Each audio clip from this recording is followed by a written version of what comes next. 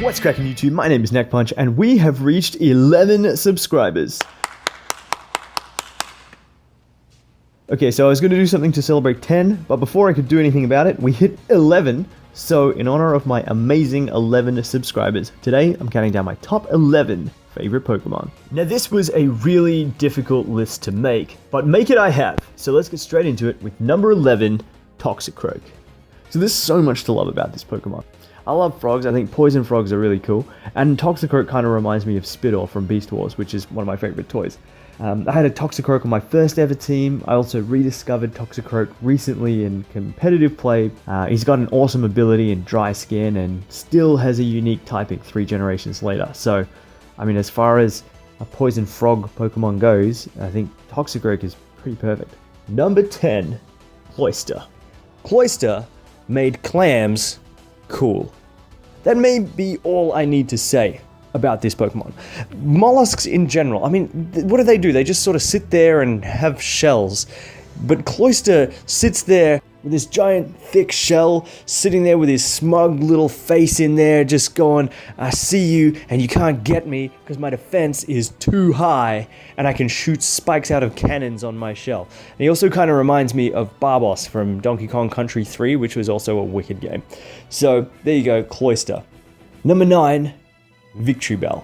Carnivorous plants have always been the coolest plants, and so if you're going to make a grass type, I think this is definitely your best option.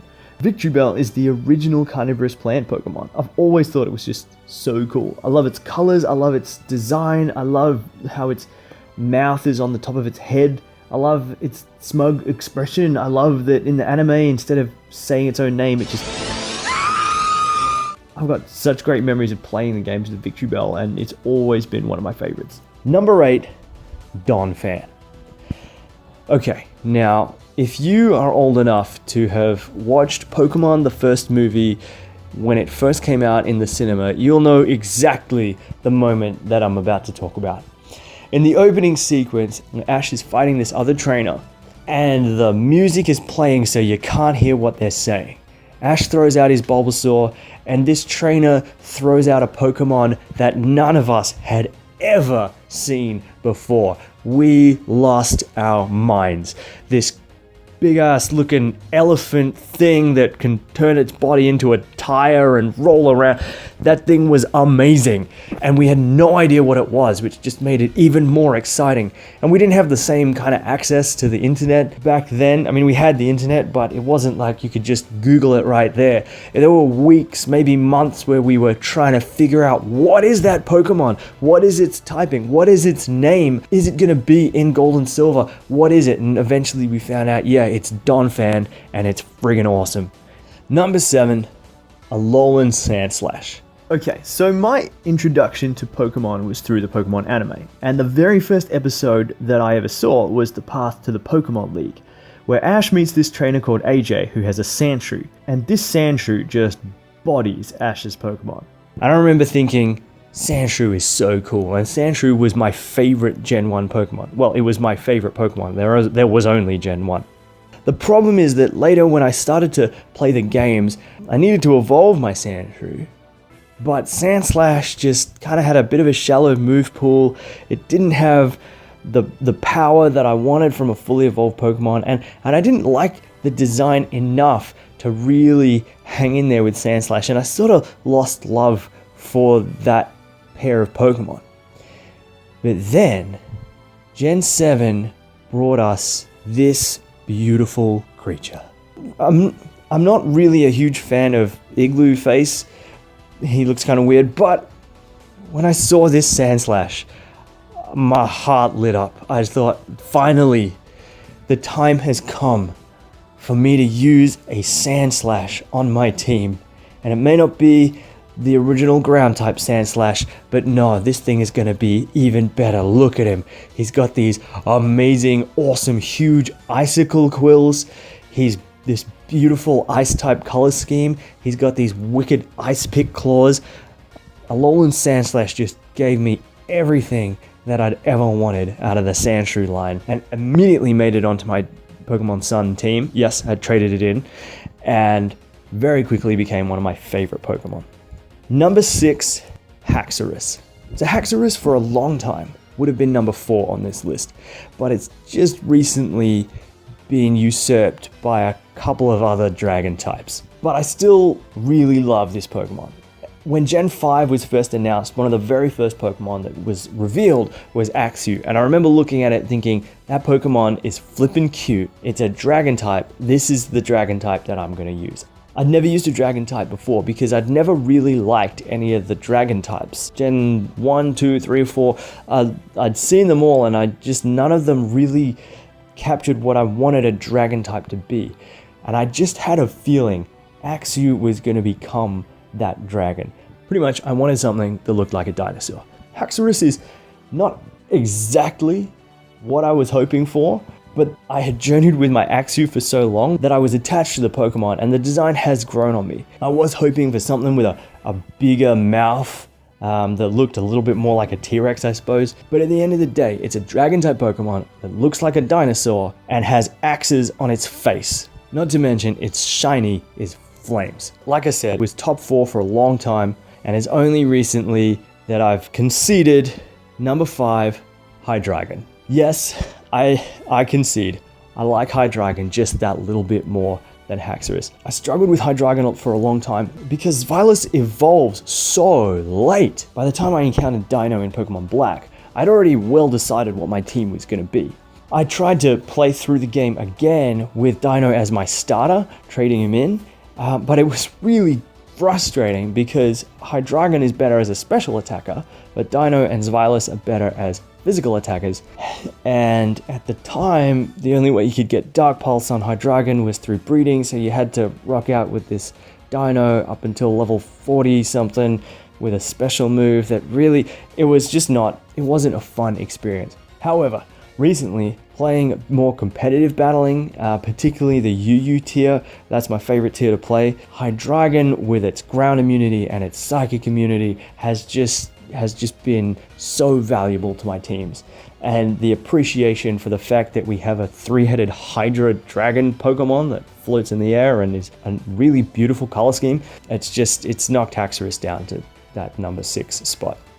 That being said, there is one dragon type that trumps them all. Number 4, Kommo-o. This is everything I ever wanted a dragon type to be. I can't deny it. I love Haxorus, I love Hydreigon, but Kommo-o is the dinosaur with the scales and the helmet and the armor and the big ass hands it's a dragon and fighting type. I just imagine this monster romping in and slamming something with its giant claws.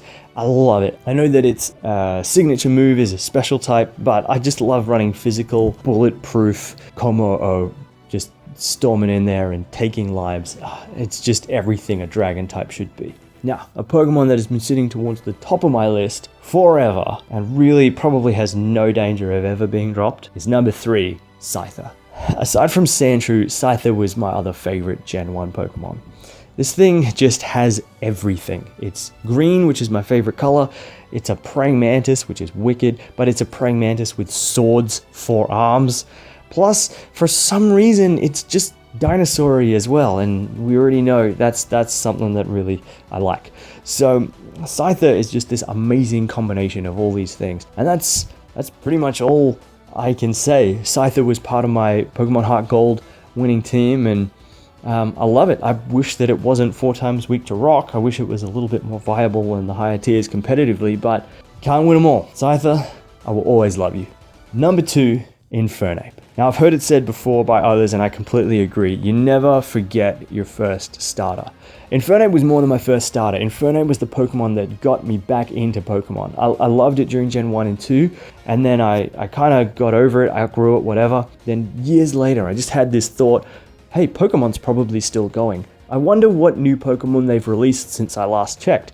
And I googled it and found that they'd done Gen 3, they were currently in the middle of Gen 4, Platinum had just come out, and I was looking through the Pokedex going, yeah, there's some really cool things here, and then I saw Infernape and I just stopped. And I remember just sitting at my computer going, whoa, that is an awesome Pokemon. And it was seeing that Pokemon that sucked me back into the world of Pokemon and wanting to actually get a DS and wanting to get a game and play it. And I got Pokemon Pearl for my birthday and immediately picked Chimchar. And I don't think I've played a Gen 4 game without picking Chimchar. I love Torterra as well, but I can't do that without having an Infernape on my team. I've still got my very first Infernape. I named him Grilla, and yes, I did think that I was incredibly clever and was very proud of the nickname. And yeah, Infernape was my favorite Pokemon for a long time. However, over the years, there is one Pokemon that just unequivocally has won my heart, and that is number 1, Mawile. First of all, Mawile is absolutely adorable. This is definitely one of the absolute cutest Pokemon in my opinion. I just want to have one and just like carry it around. Secondly, Mawile is proper frightening. It's like a little child with a long ponytail that is actually a crocodile's mouth the size of its body made of metal. Those jaws are super intimidating and I think make Mawile look extremely cool. Mawile manages to be adorable and menacing at the same time, which is something that only a handful of Pokemon pull off. Plus, Mawile has a fascinating origin based on a Japanese legend about a woman with a mouth in the back of her head. I love that Game Freak was able to take such a disturbing concept and still manage to come up with something so cute.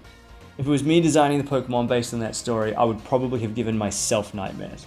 The only real complaint I've ever been able to make about Mawile is its stats. I had one on my team in Ruby and it was really hard to use. Sure, it took out Winona's Altare with an Ice Beam. Yes, it had Ice Beam. I didn't know very much about Pokemon, but I was switching her out an awful lot. Then, Gen 6 blessed Mawile with the Fairy typing. And I know I like to badmouth the Fairy typing because I don't like any Gen 6 Fairy types and only a couple of Gen 7 Fairy types, but I cannot deny that removing Mawile's fighting weakness and giving it a Dragon immunity was amazing. And if that wasn't enough, Mawile also got a crazy overpowered Mega Evolution. And man, was it fun to use. So I had Mawile on my Omega Ruby team as well, and I finally got to have that experience of journeying through Hoenn with Mawile as my number 1 partner. I was hoping Mawile would get a regular evolution, but the upshot of the Mega is that my Mawile could absolutely wreck shop and devastate, and then just transform back into her little adorable self. So that's obviously why I drew him a little avatar with a Mawile on his back. I really can't fault this Pokemon. Super cool, absolutely adorable, really interesting, really original, and absolutely takes lives. Definitely my all-time favorite. So let me know in the comments what your top 11 favorite Pokemon are. And if you've already done a top 10, then let me know what's your number 11. But until next time, my name is Neckpunch. Have a good one.